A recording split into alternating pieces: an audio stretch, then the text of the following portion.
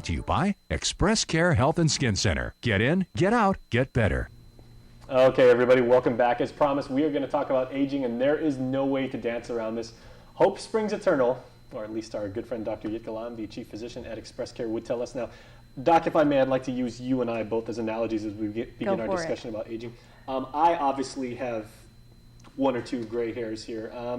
As I understand, you were telling me that you have as well, but you've done a much more effective job at covering her up. So let's talk about like the differences between graying first in men and women as it pertains to hair and everything, and then how exactly does that happen in the human body? Well, our hair is composed of keratin. Actually, the strands are just a dead protein called of keratin that is made by these cells in our scalp.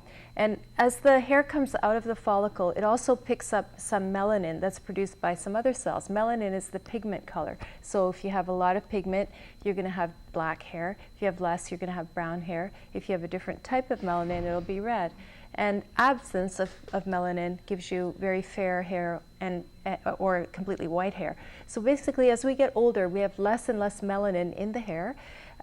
Why? Because those cells are producing less of it. As most of our cells get tired as they're older, they have less reserves and less paint in their bucket, let's say.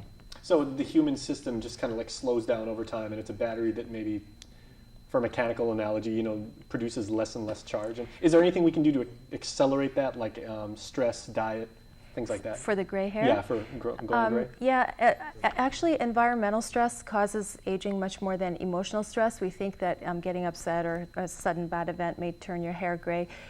It can, but generally it's environmental toxins, and one of them is actually hydrogen peroxide in the environment, in swimming pools and in whatever chlorine and so on that can affect the hair. And also the UV light from the sun. Mm-hmm. So there are shampoos now and sunscreens in conditioners and in hair products that you can use to shield your hair from the sun. But if you also see, I would argue that, like especially heads of state, like you see President Obama right now and President Bush before him, you see when they first came into office and then where they are now. Obviously, they're under a great amount of duress, and that they have aged, and even locally, you see Governor Camacho before Governor Calvo right now. I mean, the act of being under so much pressure and so much stress, does that have a direct correlation on how they've gone gray, or is it just happenstance? It affects all aspects of your body, so it's more like a barometer. You're going gray. Your whole body is experiencing rapid aging due to the amount of strain that your body's under. So for those leaders, I'm sure they're getting a little less sleep, a little less relaxation, a lot more worries, a lot more concerns, things on their plate.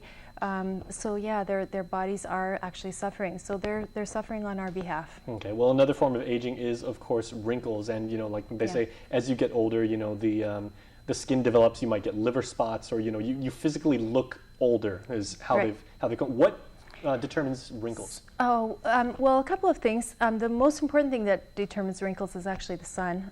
The sun will age you. The driving side of our face will have more wrinkles than the non-driving side from all those years of having the sun beam in through your window. Aha! Yeah, so that tint does not protect you as much as some sunscreen or an actual shield would, but it's better to have tint than no tint.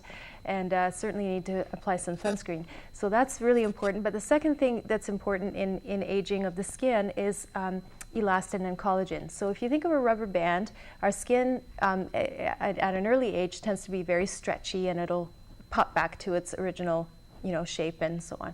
And as you get older, that elastin, that's the stretchy part, and the collagen, that's the part that brings it back together and it's tight, those get worn out as well. So we'll have thinner skin, we'll have saggier skin. There's less fat underneath the skin, even though there may be more fat other places, but underneath the skin there's less fat, so the skin's more fragile. So you see old people with bruises and wrinkles on their arms as well. Well, so I guess tip to all you out there, if you are driving when you're in your younger years, as you get older, try and ride shotgun so you can balance out, the sun affecting the left side of your face and the right side of your face. Or if you grow up in Europe, then, it's the right side of your face, and now you'll be lucky. Or Japan. Okay. Yeah. Back on a serious note, I remember you telling me maybe about 2 years ago right here on Healthy Living that your sleep actually does change in your sleep patterns as you get older. And what might be counterproductive to what most people believe is you actually have a harder time sleeping as you're in your elder years. True. So that's for a number of different reasons. Again, you mentioned like lifestyle, if you're having more events in your life as you get older. But actually, as a part of aging, what happens is that our hypothalamus, which is part of our brain, produces less hormone that feeds the circadian rhythms. Those are the ones that cause sleep-wake cycles. So they get a little bit off. Another gland that participates in that is the pineal gland. I don't know if you remember that one. That's the little one here behind our nose.